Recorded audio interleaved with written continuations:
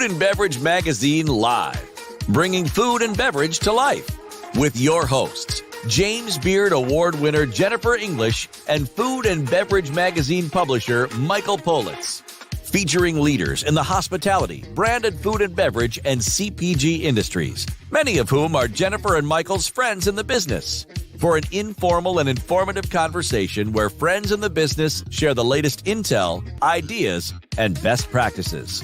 Live, juicy inside scoop from the tastemakers, newsmakers, bread bakers, drink shakers, spoon lickers, clam diggers, farms, foodies, and friends of the food and beverage magazine world. Here are your hosts, Jennifer English and Michael Politz. Well, hello, everybody, and thanks for joining us today. We've got a really fun experience because we're going to introduce you to somebody who's really revolutionizing what our world is going to look like next on the other side of what comes after today, meaning when you open back up, or when you open back up at a fuller capacity, or maybe when you open back up in a brand new operational reality. We're going to be talking today to the good folks from Airtab.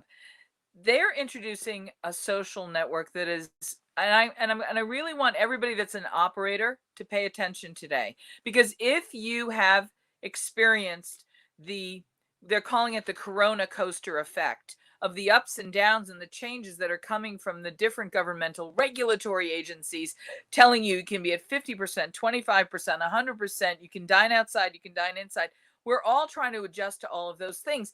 And so what we have to start doing as operators is go back to our roots. We have to come back to the roots of hospitality. And at the end of the day, we got to think about the things that we really know that we do well. And one of the things that we do well is we make everyone feel good when they're in our house. And we give people the opportunity to let them know that we're caring for them when they're in our house. Sometimes you might walk by a table of regulars and say, this one's on the house.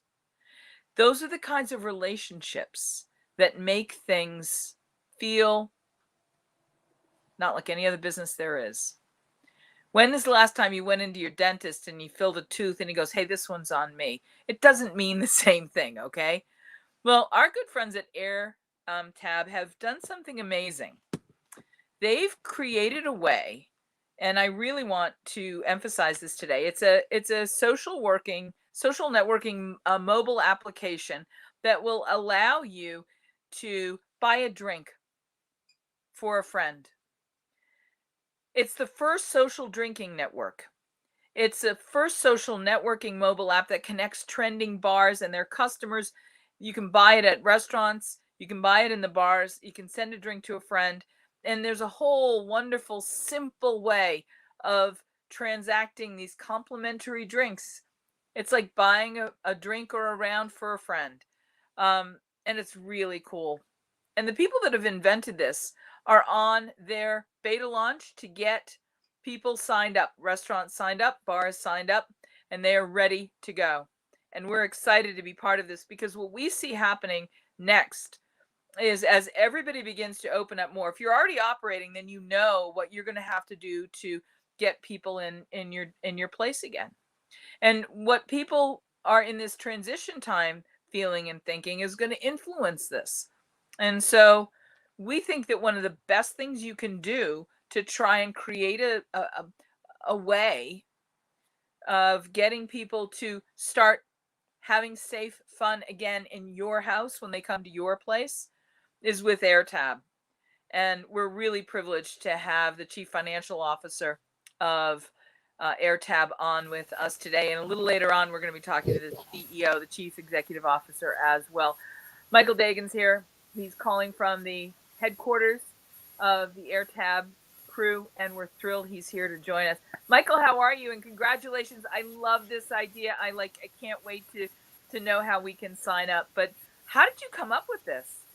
Well, actually, I didn't come up with it. Our brainchild CEO, Dennis Cunningham, came up with it. And I just want a correction. I'm the CRO, the Chief Revenue Officer, because if they make me the CFO, we're in a lot of problems, because salespeople and money just don't mix. So, just stay focused on generating the revenue and moving forward. So the idea of this is that our founder, Dennis Cunningham, who will be coming on shortly, he's doing his behind the scenes mixing of the batch of what's going on in the app, has a vodka line called Perfect Vodka. And from there, he wanted to create a program, an app that people can go to find where his perfect vodka is served across the country. The app was supposed to launch in January and February 2020. Yeah. Unfortunately, as we know what happened, the China virus came in, wiped out the largest employer in the country, the restaurant and bar industry, the hospitality industry.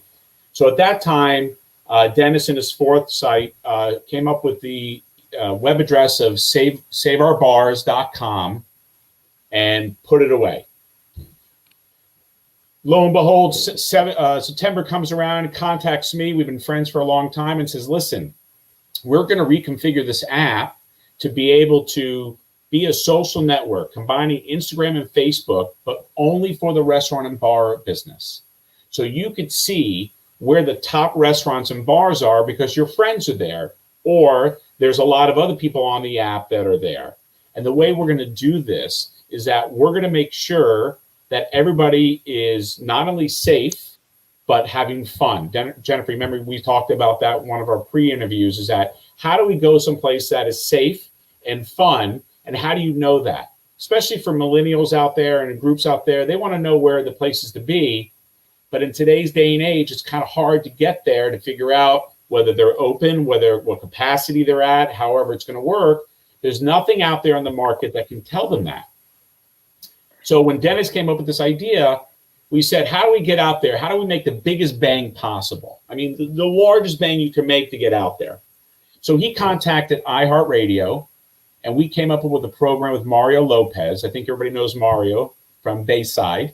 And we're doing a $25 million cocktail giveaway through iHeart, which allows us to bring in so many people that want to go out. In fact, so many people are registering right now for this contest and for this event of ours. They're driving in by hundreds of thousands. In fact, iHeart extended our contest, which was supposed to end in December, to February. We actually got more downloads than Amazon got, giving away a $500 gift card, and we're giving away 50 drinks or $500 worth of drinks. Wow. So the concept here is that people will be in our app and they'll be using it socially to see where everybody's at. But we need the restaurants to participate. Now, what is the cost of the restaurant, you're going to ask? Well, Michael, I'm right with you. What is it going to cost the restaurant to give these drinks away? Absolutely nothing. So what we're going to do is... That works, though, because, again, I've been spending a lot of time with this, and the ingeniousness is actually the simplicity of this, right, about how this actually functions. And the way you've described it to me, I think it's just really simple genius, but it's also bringing the heart of hospitality to life. Will you tell us how can this work? So the basic item of how it works is this. We're going to be driving traffic to the restaurants through our social media, through our influencers, through everybody that's on our app. And the people that go to the restaurants will also be driving. And once again, if someone steps in your restaurant, you're going to be trending. Here's the key to how our app works over everything else. Our CEO, Dennis Cunningham, patented a product called Here Now Live. What is Here Now Live? If you, Jennifer, want to go to Rome, you could check in on Facebook that you're at the Colosseum in Rome, and you could check in and no one could verify it. Here Now Live, we put a geofence around each and every one of our Airtab restaurants. And as soon as someone steps on that restaurant, it populates. The person is now certified that they are at that restaurant. This allows us to be able to work with the restaurant to buy those people drinks. So we're actually buying the drinks for the people, and the restaurant. Airtab is, or one person is. Well, so the legality of it is that Airtab is buying the drink for the marketing. The restaurant is paying us for the marketing fee. They wash out. So there's really no cost to anybody. We're not charging the restaurant for our marketing fees, and they're not charging us for the drinks. They're just paying for customer acquisition. Right. Well, they're only paying for the 2 pours, and I'm going to go through that right now with you so you understand. Right. So most people give away stuff, and they give away something, and the person comes in and then leaves. What does a restaurant ever get from that? They get nothing. They have no data of the people that are there. Because of our Here Now Live aspect, you can speak to any one of your guests on this line. I think we have about 300-400 already on the line right now. And you can ask them, who do you know is in your restaurant? Right. And 98% of them will say, I have no idea. Now, they might know some regulars, their names, whatever, but they have no idea of what they like, their social media, their music, their food taste, their alcohol taste, nothing. But because Airtab allows them to walk on the premise, immediately that manager will know that an Airtab client is there. Immediately. Mr. Jones is at table 21. We don't know the table, but we know he's there. But we know he's on the premise and so forth. So Mr. Jones goes and goes to the bartender, says, I have an Airtab drink. Now, the key for us is that we have 2 drinks per day. That's all you can use on your Airtab locker. It's very important to understand that. And you're going to give me the free drinks. It's not that I can only buy 2 free drinks for somebody else. No. So there's multiple ways that people get drinks. But let's say you have drinks in your locker. We give you a drink locker and you have 2 drinks in your locker. You give me 2 a day and that's it. That's all you can use. Correct. You might have 100 in your locker, but you can only use 2 a day. And if you have 100 in your locker, you could share them with 50 people. Then you'll have 0 in your locker. You could have a party and say, everybody come down and join me. I've got 2 free drinks waiting for you. But they all have to download the apps and get the apps and drinks in their app in their locker with their demographics now. So it's not just on you. So now you have that. So you get your first free drink at the bar. We know for a fact that males will drink a drink in 8 to 10 minutes and females will drink a drink in 15 to 17 minutes. We know for a fact. We've done the studies. We just know it. So we purposely put a timer on the app. So as soon as you get your first drink, 45 minutes later, you can get your second drink. So what happens for the restaurant during that 45-minute time? They're going to eat something. They're going to get another drink. They're going to get an appetizer. They're going to eat something. So we've shown through our beta testing, even during COVID, through our beta testing, that the average Airtab client, or member as we call them, our Airtab member, will stay on site for an hour and 10 minutes and spend between $40 and $60 above their free drinks, which is spectacular for the restaurant or bar. Because the restaurant or bar is going to have only paid for whatever the cost of 2 drinks essentially is going to be. Which is $4. Max is $4 and go in that direction. The world is going crazy right now for people who say, I can get you 10 times, and nobody can actually make that happen. And here you are, you're making it happen. We're not only doing that, as you know, we're being an entrepreneur, you've been in business for a long time. There's something called lost opportunity costs. Yep. So different than any other product a restaurateur has, they have 5 expenses a restaurateur. And we've talked about this. Yep. Number 1 expense is alcohol. Second expense is employees. Third expense is food, because you can order food next day if you wanted to, if you're really desperate. Fourth expense is your rent, and the 5th is marketing. Well, of course, the marketing is taking the hitchhike out because they don't have the money for the marketing. But they've already paid for all this liquor. Liquor companies, Southern Glazer, Breakthrough, West Coast Beverage, they don't give you terms.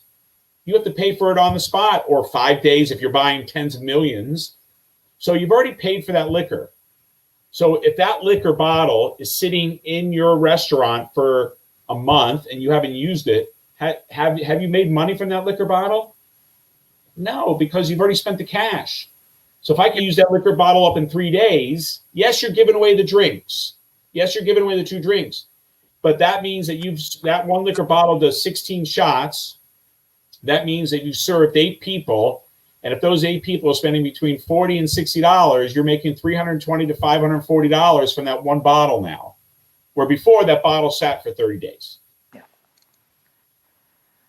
So the key here is getting people in the restaurants and bars.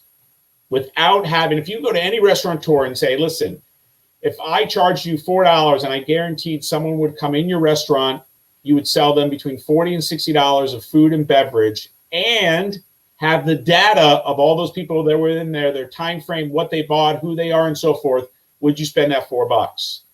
I can't see any restaurateur not saying yes. Well, especially now when we're all trying to, I don't want to even say recoup, but restaurants are just going to have to operate so much smarter than we all used to operate. And we've got to make every penny count. And the really genius thing to me is this number 2. You're really 2 times the effectiveness. You're double dipping on those dollars that you're spending for the liquor acquisition. That's now doing double duty as a on the shelf pour and as a marketing dollar. I mean, that's the simple genius. You're doubling the effectiveness, or essentially doubling the budget of that. So it's like when you hear from a charity that says, if you give me $1, I can do 3 meals for hungry children. You're like, you're making your $1 do several different jobs here, and it's pretty powerful. No, it's powerful of not just of what we're doing to try to save our bars and restaurants. I've had discussions. I was on the phone with the president of Cisco yesterday. We have a call with Open Table, a lunch with Open Table on Friday. You and I have talked about working with the National Restaurant Association, the Bartender Guild, and so forth. Everybody's struggling. Yeah. Everybody's trying to figure out how to do it. And everybody's like, how do I pay for this marketing? What do I do? Go for it. We're not charging you anything of that. We're going to say we're going to direct them to you.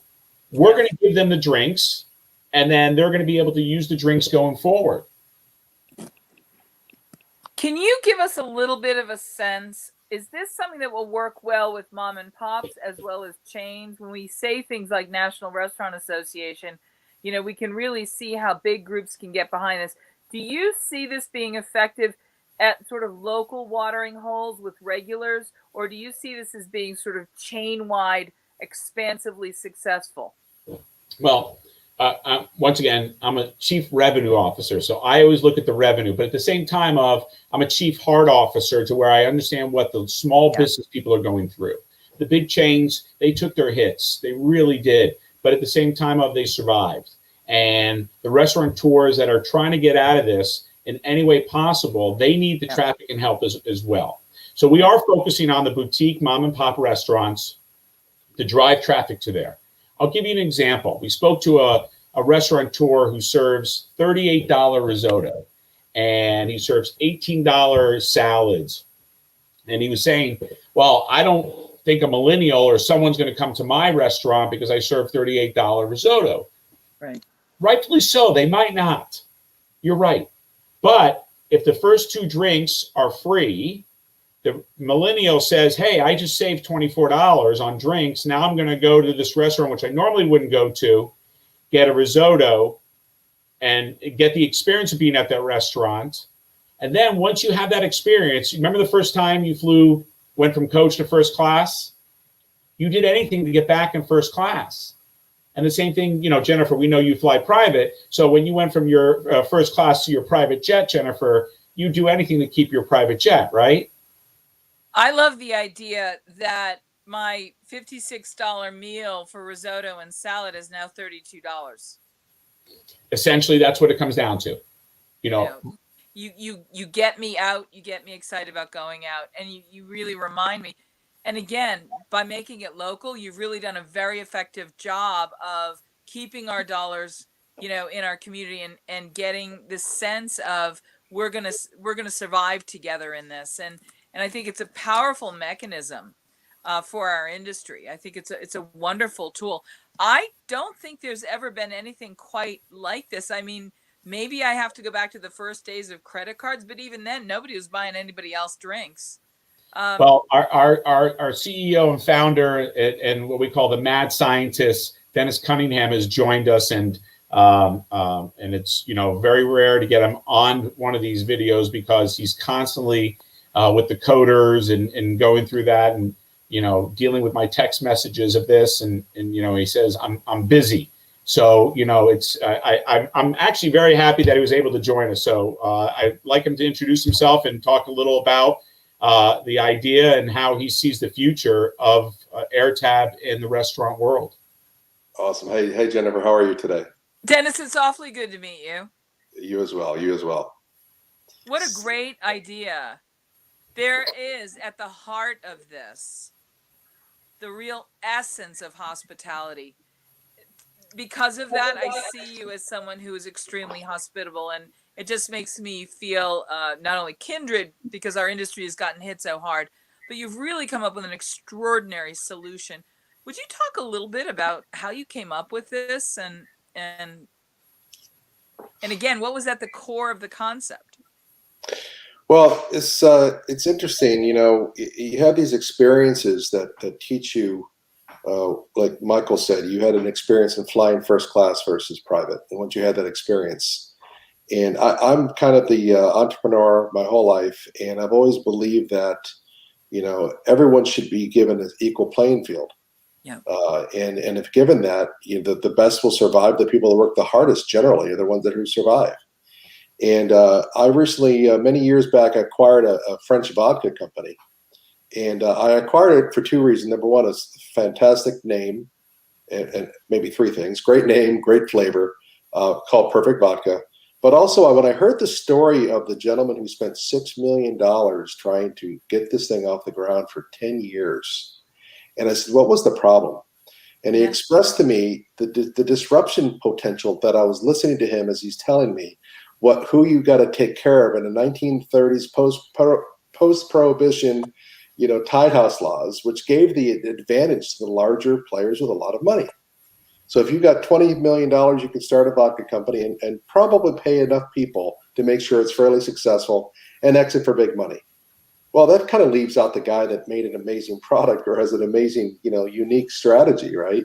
Yeah. Like if you have a rum you couldn't just go up to a bar and say, would you like to buy this? Yeah. So I started listening to what he had to say, and I said, well, if you have a small restaurant or bar, the biggest problem you have is not how cheap you can get your liquor or how much you paid the distributor as a supplier to get to that retailer or that restaurant, but really it's foot traffic. It comes down to people coming into your restaurant. Yeah. Even if I gave you all your liquor for free, you still have to deal with insurance and rent and staff, which are your three biggest expenses, and liquor and food after, of course. But those two things are only available to be served if you have it. So I thought, how do I disrupt that? And I decided to come up with a way that would be, easy for that to happen. But I realized quickly that, gosh, is this compliant? I mean, do I have to make this legal? Yeah. And then I realized, now I know I don't have a lot of people in this space because there was a complexities to the legality of it. And that's when I said, how do I make this happen? So I said, let's go to the top of the food chain. Contacted the number one law firm that handles liquor compliance, Gray Robinson. And I said, hey guys, this is the issue. Here's how I think we could remedy this, because it generally needed to be remedied. Much like you saw the lawmakers make it available that you could pick up liquor to go at restaurants. And now that's a law everywhere. Right. This needed to be changed. So we said two things. We have to bring them traffic. We have to be able to use their most profitable item, which gives them the lowest marketing cost possible, a user acquisition of a couple dollars. It's great. And then we also had to make sure that gave them a residual effect that was twofold. Number one, when you and I and Michael and three of our friends all show up at a restaurant, it doesn't get memorialized if we're there and nobody knows it. But if everyone knows we're there, and what did Instagram create? It created an Instagram generation that everyone needs to know what I'm doing. I mean, girls make money from showing their amazing bodies, or men that have awesome muscle cars, and they make money by showing that, right? Michael showed us earlier, yeah. Yeah. So I realized that if we could take that mindset and give them what they want, which is showing their friends, look at me, I'm having this amazing cocktail, right. And guess what? I got it through a unique way. And then I wanted to make it difficult just to get the drinks. Like, you just can't go on our website and go, I'm going to buy these drinks, because you just can't. So we made it really unique, and we continue to make it unique. But, the old adage, if you give somebody a meal, you feed them for a day, give them a fishing pole, you feed them for life, right? One of the things that I think there's also an element that you are genius at recognizing, and there's two parts to it. The first is people love free stuff. And the richest people I know love free stuff even more than the poorest people I know. So you've got something that is that lightning in a bottle factor, because people find that And the second word, irresistible. People will find this irresistible. You know, you have a really good point with free. In 2008, when the housing collapsed, multiple companies really thrived. Cheaper way to get a cab, which is Uber, and of course Groupon, which was a way to get food and deals. But the problem is Groupon didn't make their products social or cool. No. They made them stigmatic to walk in to have to show someone something in shame, and the restaurants became the enemy of the Groupon user that had to come in and take money out of their pockets, right? Well, I didn't want to do that. You know what I mean? Yeah, and they made the restaurants lose money. Yes. They weren't. You can't bring somebody to my door and make me dread welcoming them because I'm tallying how much I'm losing every time I bring something to their table. Oh, it creates resentment. Instead, we created reciprocity. So now the person gets the 2 cocktails. And what do you do in the old days when you got a couple free drinks from the bartender buddy of yours? You really took care of them, right? Yep. But you didn't necessarily feel obligated to take care of the restaurant. You felt like you owed the guy. So that created a kind of a really irresistible criminal element for the bartender if he's having a tough week. He's like, gosh, maybe we could do this. And this is the big thing in the bar industry. They have spotters just for that, right? Yeah. So I said, how do I eliminate that component, make them get tipped heavily, make it memorialized so the person is an asset of content for the bar restaurant. So when Jennifer, when you go to a restaurant and you want to get a drink, inherently, your species, women generally, when they go to bars, they don't do what men do. Men just say, yeah, give me this and this, right? Women will say, I'd like to see your drink menu. Because women appreciate the value of a mixologist, what's all about it, what the flavors. So at this point, when you have that component and the quality of that, you want to know what's in the drink. You want to be able to know who's there. But that's because you like the content of the drink. You like the content of the food. You get to look at Yelp reviews and other reviews and look at what's there. But what you don't see is the most important content, not the drink menu, not the food menu. That may be important, but nearly not as important as the content of the people that go there. I'm going to translate that. I love this. I am so on board. I will support this 1,000 ways, and I would love to be involved somehow, because one of the things that you're doing is you're connecting this generation to a previous generation. I want you to remember seeing pictures of guys like Toots Shor walking up to a table of movie stars, putting his hand on the tuxedo back of Gary Cooper or Clark Gable or somebody, and you know that he's bought the round for the table. When you're a regular and the host or the house recognizes you're my regular and I want to take care of you, that is one of those moments where the old adage, people don't remember what you said to them, but they remember how you made them feel. Absolutely. You have such an extraordinary opportunity with the exercising of this program in situ, on site, in action, making people feel.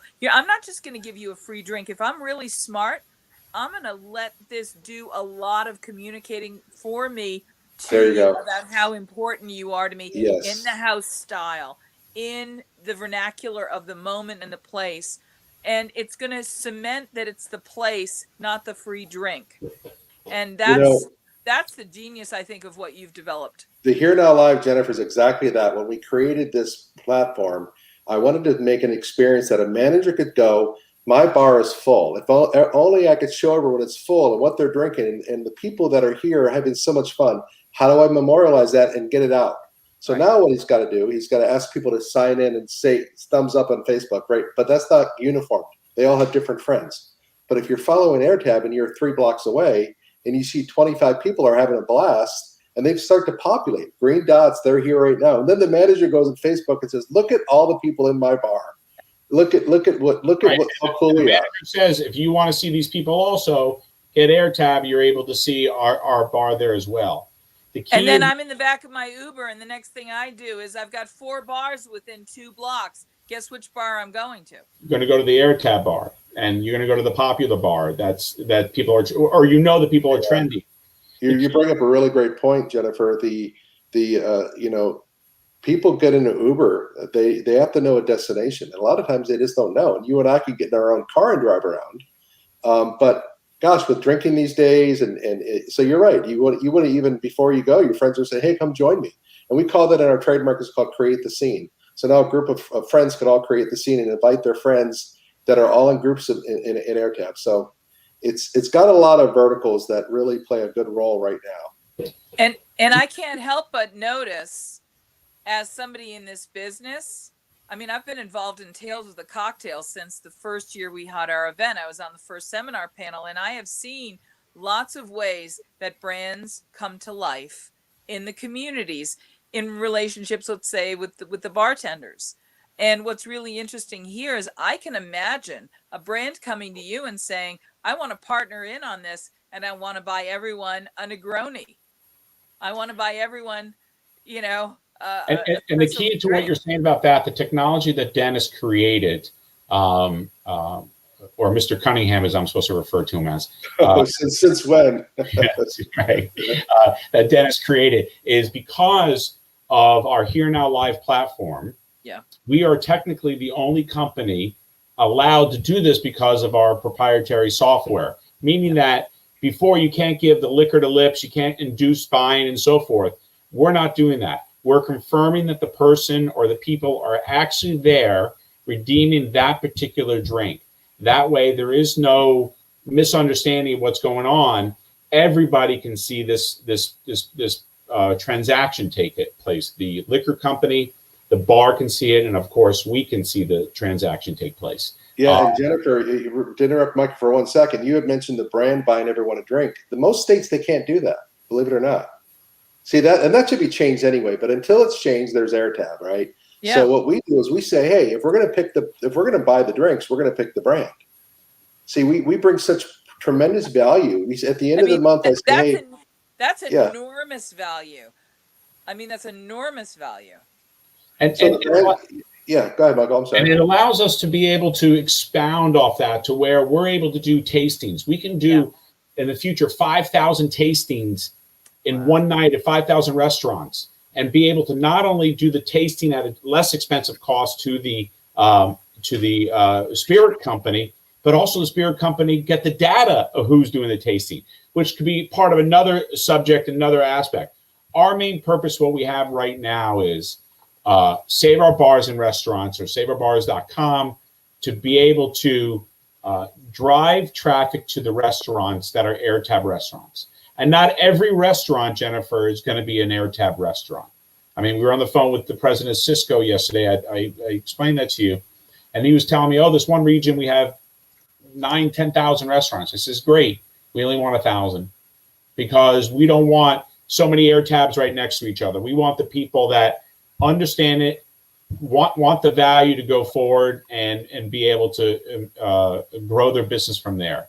And then we can expound on our other modules that we have in there, which is our Airtab Music and our direct-to-consumer program. I'm a little confused, and I'm hoping you can clarify this. Does the restaurant sign up to be an Airtab app user, or does the consumer, the diner, the guest? Who signs up, and how do I sign up? They both do. So the restaurant has to be able to agree to our terms, because they're buying the data from us. They're buying the user in the seat. They're buying the marketing forum. Because our app shows everybody else who's there, puts them in the seat, makes them stay for an hour. There's about 5 key elements that we charge a lot of money for. But the good news is we'll basically take that in kind by buying the drinks. And at the end of the day, the accounting adds up to it being a wash. But that's the key here is in order for the restaurant to take the consumers, they have to sign up. And then the consumer gets the drinks through a litany of ways: contests, promotions, charities. Charities are big with us, so we're going to really roll out a lot of those. Influencer programs, concerts that we're running, for example, like Kiss did a concert, and we're going to be working with Post Malone and other groups, hopefully putting them together to be able to, hey, you get a $39 download, you get 10 free drinks in your Airtab locker. Okay, I get $100 worth of drinks for $30. I'm going to buy the download anyways. Might as well, go from there. As somebody who's in the hospitality industry media, I have to point out the obvious, which is this is a great opportunity for you to then aggregate the best practices, the exciting stories from the Airtab families, and then leverage that into public relations opportunities, marketing and messaging opportunities to really start building what that brand means with smart operators around the country, because you're going to be picked up by really smart operators who are in turn going to get to show you their other smart operator practices. And won't it be cool when you can say, hey, we've got 5,600 restaurants around the country, and you know, one of the trends we see emerging is they're doing this very smart thing, they're doing that very smart thing, and all of a sudden, yes. you're really starting to tell me, as someone who gets to tell that story to the 12 million readers of Food and Beverage Magazine every month, hey, you guys, maybe you didn't realize it, but these guys over here are doing something really smart. And wouldn't it be cool if you could figure out how that might work in your world too? Of course, one of the ways is to start with Airtab, but beyond that, you are now sort of selecting and identifying some of the best operators in the country by using this. You know, Jennifer, when you mentioned about the, you know, we talked about the drink, ordering the drink, right? And the data that you could now give to people. You know, when you order that drink, they don't necessarily have your data, but in the POS system, it'll show that you ordered a mojito with kettle, right? And now that's great, but that doesn't help the industry average. So there are actually companies that make money from getting the data from bar by going and interviewing them, looking at their POS in person. Hey, bartender Johnny, tell me what was popular. And they'll say, well, this was popular. With who? Oh, girls. What kind of girls? What if it's a real popular drink with women that are at a certain age bracket, and you know that night happens to be specially attracting them? I'm not going to go out to a restaurant or bar at 11 o'clock right when they're done serving food and hang out. But you know what? I'd like to know as a bar owner, a restaurant owner, who is. Right. And if I'm a supplier, I can say, well, gosh, let's make this a really cool drink. Let's put this on the drink menu. And what if you could look at the drink menu before you go? And what if you said, gosh, there's a tasting tonight. What if I can get a sample of these 4 mixology drinks, see which one's my favorite? And how do I make that at home? So you're right. You point on all those things about getting the smart venue, the smart restaurant operator. Right. And that's our goal, is to really start with the restaurant operators, make sure they understand of what we're providing to them at no cost to them. Even when I was talking once again to Cisco, and I don't mean to bring them up again, even though I'm friends with Cheney Brothers and all of them as well, is that they're like, okay, what's it cost Cisco to bring this to our restaurants? We're like, nothing. Actually, it makes Cisco money because Cisco's not in the liquor business. So when they give away the liquor but sell the food, they're buying more food. They were like, okay, you know, we have 9,000 restaurants in this area. We're like, well, we don't want all 9,000. So, you know, the idea is start with the restaurants. We want to come back at another time and bring on other partners that we're working with, groups like Red Bull, which are big. We'll talk about them and their partnership with us, right. The National Restaurant Association, as well as future partners that are coming around the bend with, for example, groups like West Coast Beverages in Nevada, who just signed a deal with us for 1,000 restaurants in the entire state of Nevada to represent that. Will you be able to take this program into stadiums and venues? Yeah, there's a lot of things we could do with the program.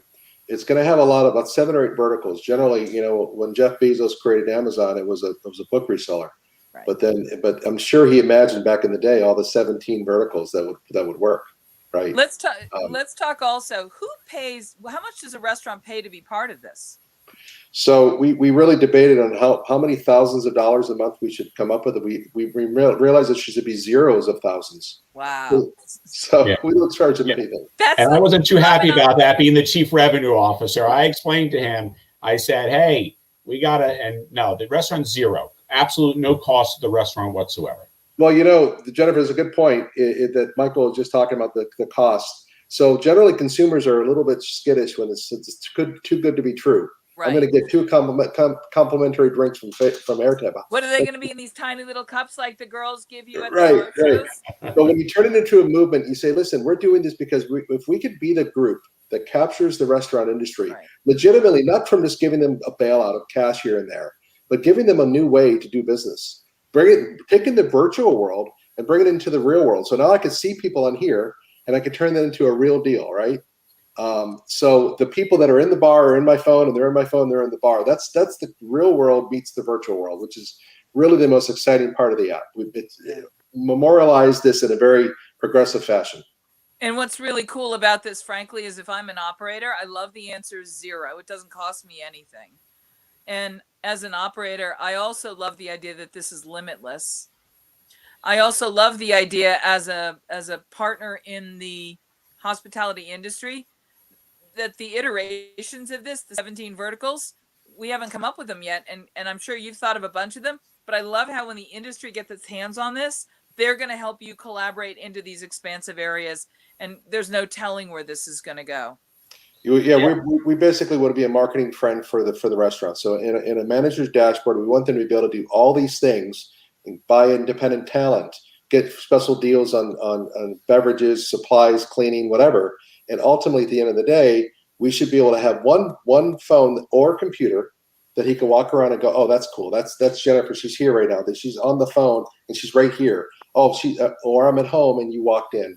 Oh, there she is again. Hey, welcome back, Jennifer. Here's an appetizer on me. And right? The reason why operators are on the floor as much as they are is because you can't always trust the young new manager to do things the way an old pro would in the industry.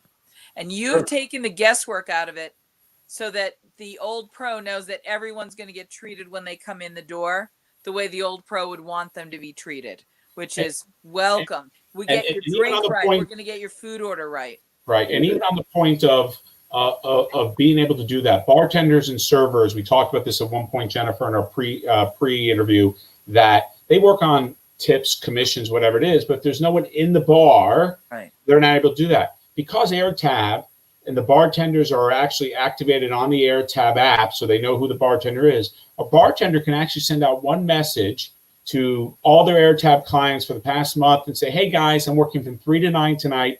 Here's 2 drinks on me. Why don't you come hang out?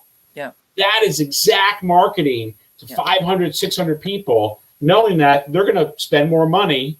The bartender is going to get more tips. That's genius. Yeah. So it allows that interaction, and they know who it is because it's in their Airtab app. It's not like him having to send out one text message, or go on Facebook. They know exactly who it is. And the people that respond, then the manager or the owner is able to see, oh, you brought in 7 girls, 12 guys. They bought this. Let's refocus to send out another message to those people. Say, thanks for being so loyal to us. We're going to do a special dinner with you on courtesy of Cisco and their meats. Or, the expansion that Dennis created on this. And like I said, he's in the background. Just the fact that he's even on this call for 30 minutes is very rare. But he's in the background with this little thing like this and coming up and texting me in the middle of the night. What do you think about this idea? I go, well, I'm not sleeping, as you know, and I think it's great. Let's make that another module. So the idea here is that we always talked about never having to leave the app. If they could get their direct consumers, if they could book a band through here, if they could be able to have their dinner through here, pay their bill through here, that's what Airtab's going to be. And everybody's social. So everybody's going to see what everybody's doing because that's what our environment today is like. Well, Jennifer, the free enterprise marketplace is so important to me as an entrepreneur because it's a real pure thing. It doesn't lie to you. You can't manipulate. It is what it is, right? And if you're able to order an Uber, when you order an Uber, the free enterprise lets that guy who's driving near you get the opportunity to pick you up, right?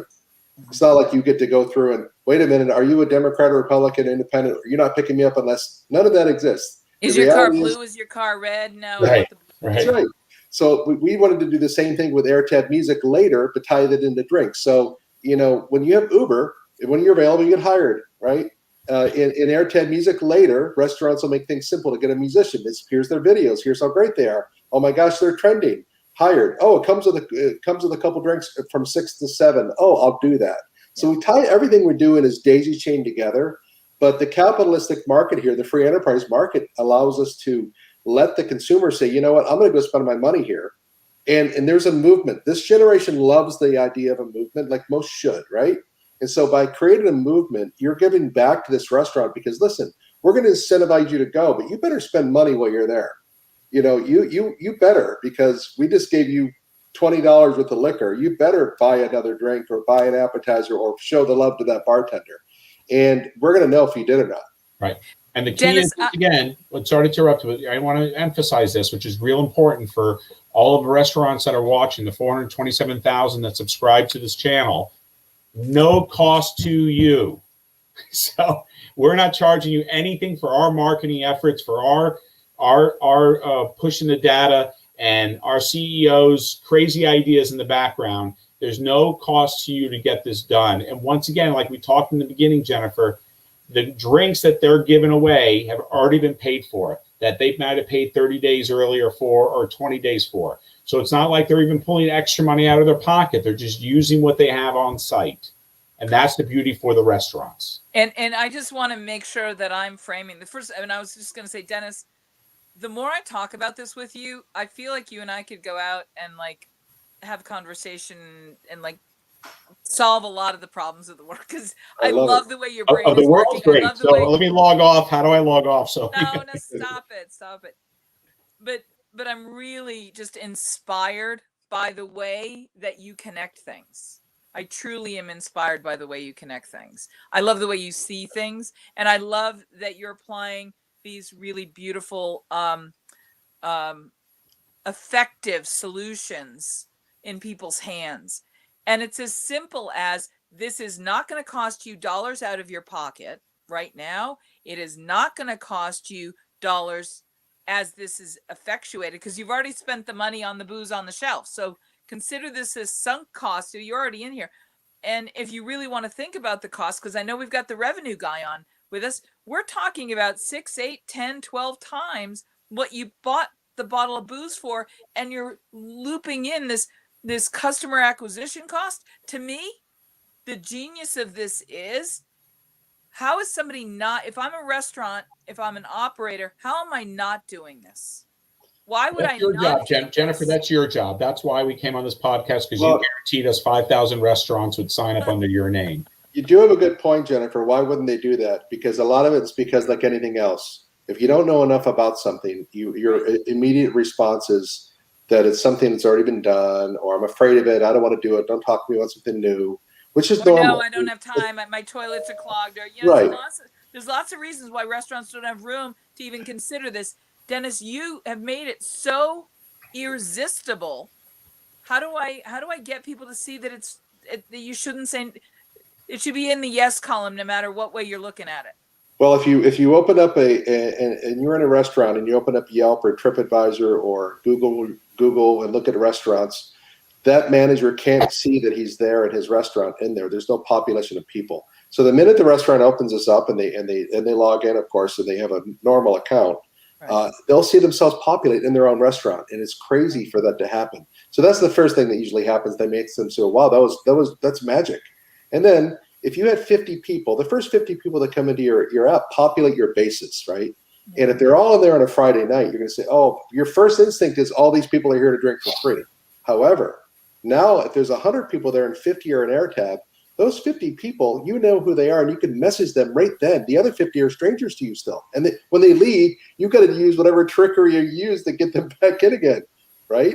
Well, and how many of these restaurants are doing something like, get my risotto and I'll give you your salad, that $12 salad or that $18 salad for half price? And even if they do that, they don't even get the data of the people. And what benefit is it? What's bringing them there? You can continue to give away your hard-earned money, but even if every restaurant got someone in there and they broke even on every transaction, like Dennis said, they know who's there now. They've got it. They can remarket them on the day that they have too much food, or the day they get a special case in of something. They can remarket them. They can't normally do that. They not normally. They can't do that, right. And we're allowing them to be, as a restaurateur, to do that. But this is. Well, go ahead. Back in the day, you remember Ladies' Night, right? So Ladies' Night, what they did back in the 90s is they would advertise on the radio. They had the DJ show up at the restaurant. All ladies drink free, right? And the guys would come to meet the ladies, and ladies are there because, there's going to be guys coming for the ladies. It was really a very interesting thing that they did. I'm not sure if that's still done these days. But next weekend, they want to do it again. It was so successful. What do? They've got to go back on the radio again, spend $4,000 to tell everyone, "Hey, we had Ladies' Night Friday night." Right. And And there's the Groundhog Day, which is coming up, right? February 2nd is Groundhog Day. So then do the same thing over and over again. Over and over again. So like every single Friday night, they're advertising. And the radio station, I mean, if you could think of Airtab in 1990 existing, it would be the same thing as sending a legal pad around with, hey, put your name and your phone number and your address here. We'll send you information about our bar. And we'll call you to all show up at the same time. And now you don't have to do any of that. It's so instantaneous. So the bar gets someone there for an hour, which I got news for you. They're going to be there for longer than an hour because they get their second drink in 45 minutes. So they're going to have that second drink. And especially if all their friends are there. Oh, of course. And if they're not their friends, guess what the millennial has created? A village mindset. You know, they have these community tables at restaurants now. This is like Airtab's like a community table. It lets you feel like you're almost a friend with someone that's next to you because you're sharing this intimate moment of exchange of data live. And you're experiencing like being in a joint Uber with someone. Yeah. You know, hey, how you doing? You got to talk for 15 minutes. Now it's like you know who they are. You know, someone comes up and it's so of this moment. Yeah, it's when COVID hit, I realized that the bars a year ago weren't going to be the same. A year ago, they were so busy. They said, "Listen, Airtab, when we're slower, we'll let you know." Yeah. And I said, it's more than just the drinks, but guess what? Now that it's slower, this is our time to shine. This is our time to really figure out a way, because once a bar's slammed and they've got 500 people to 1,000 a month coming in, we're making them an extra 300,000 a year. Yeah. And then we add more bars on. So the goal is we don't want to get too crowded with many restaurants that have bars, of course, until they're so overwhelmed. I want to share two things with you. Forgive me. I love the idea of 2 drinks. My grandmother was a great dame, and she taught me how to order your second drink in a restaurant. She said, this is what a lady does when she wishes to have a second drink. She said, and we witnessed her doing this all growing up when we would go to fancy places. She would just smile and say to the server or the waitress or the waiter in a very professional house, it would be a man. She would look at him and say, you may compliment the bartender. And as though that were the phrase to say the first drink was so delicious and you did such a good job, I'd like another one, please. But if anybody ever asks you why 2 drinks for the Airtab program, yes, I will go to my other grandmother who said, because you can't fly on one wing. Yeah, 2 drinks seems to be the sweet spot for people, to keep them really happy to be somewhere. And it's not too much where you can't drive. And if they're spaced apart, it's responsible. If you happen to take an Uber to that restaurant and you know you have another drink coming, it's you're never going to leave that second drink behind. Do you have it built in? Is there anything, if you're out with a friend and you're going to have your designated, most houses give them complimentary drinks anyway, but how do you convey all of these other safety messages? Because right now with COVID, we're thinking safety more than we ever have. Not since maybe the AIDS crisis when safe sex sort of came into our consciousness. This is the next time in a very generational way we're thinking safety first. And how are you messaging some of those messages to your guests as they're getting ready to head back out? Well, as you know, everybody's got different ideas of what is safe for their needs. You know, a 20-year-old probably isn't thinking about COVID nearly as much as someone my age or a little older. And so the restaurants really can we're letting the capitalists, the free enterprise market, let them determine what they are. So we're creating filters to be able to say, someone asked me today, we have a filter section in the app that's void. And it's created as a drop down to add in what's important in each bar. So that bar may say, hey, we practice safe, we use black lighting, we use fogging at night, we do this, we do that. Other bars may say, we just have amazing drinks and food. So maybe that's appealing to me as a younger guy, right? But the other stuff is appealing. And as a guest, I just want it to be fun and convivial. And that idea of conviviality and how the house style of how they bring conviviality to life, whether it's in a German restaurant having a beer house kind of effect, or right. it's a micro pub or gastro pub or a French creperie. It doesn't matter what kind of place it is. They'll do it in their own way, but they're really going to use this to cultivate conviviality. And I think that's maybe the thing I love the best about your program.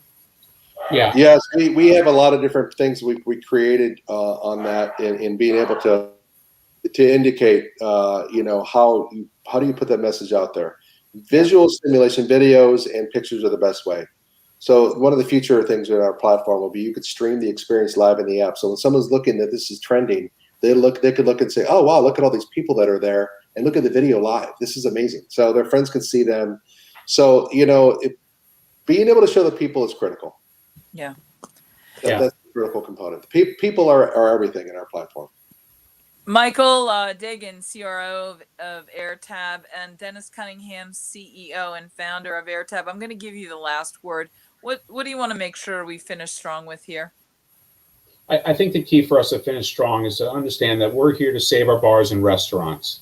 It's not that, Airtab, like any other app out there, is starting out at the smaller point to go after saving the smaller groups, not the larger groups. And we want to be able to put the people in the restaurants and bars, be able to have them go out with their friends, be able to socialize, at the same time benefiting the restaurant and bar versus right now they don't have the money to go out for advertising and marketing. They don't have the money to go out and hire crews to do this and crews to do that. If we're able to drive the people to their locations, give them the data, they're going to be able to continue to survive and grow. And that's where the other modules, which we could come on another segment and talk about, would allow them to continue to grow the business. That's something, once again, it's out of turn from anything out there in the market. No matter who we've spoken to, they've all said they've never seen this before. The aspect of Here Now Live, which is proprietary software that Dennis invented, and allowing, once again, to save our bars and restaurants. There's one last thing. I hate to be the last word because Michael was, but we don't want to be a super spreader either. So we have hundreds of thousands of people that want to go out right now and redeem these drinks. And one market's closed 100%, other markets 25% outside only. One market, and each county is so radically different. It's impossible to know any strategy, right? But one thing's for sure, there's a lot of people that are ailing and hurting and getting this ailment and dying. So we basically we want to keep it safe. So we've locked the lockers until we feel it's safe. It's looking like March will probably be that time. And then we're going to these people are chomping at the bit.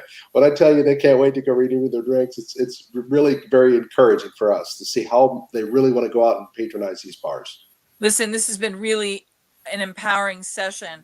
I want to get 100,000 people signed up on their apps, ready to go out, because there are people who are buying gift cards right now. This is going to help our restaurants survive and sustain them to that point where we can all be together again. Gentlemen from Airtab, Dennis Cunningham, the CEO, and Michael Dagen, the CRO, joining us. Thank you so much. I love this. Can we continue to collaborate and have this discussion as you're rolling this out? Yeah, we like to continue on, bring on some partners, not just mutual partners, let's say like a Cisco or an Open Table, but partners that are like West Coast Beverage or the National Restaurant Association, to have them discuss why they're partnering with us to be able to save our bars and restaurants. And that's at the end of the day, we're trying to save our bars and restaurants. Gentlemen, thank you. Thank you so much. This wraps up another edition of Food and Beverage Magazine Live, a special edition with our friends at Airtab. For more information, you can go to FB 101 and Food and Beverage Magazine online for everything that's going on in the industry. And we've got some exciting new features as well. I think you're going to love it. Thank you. Cheers.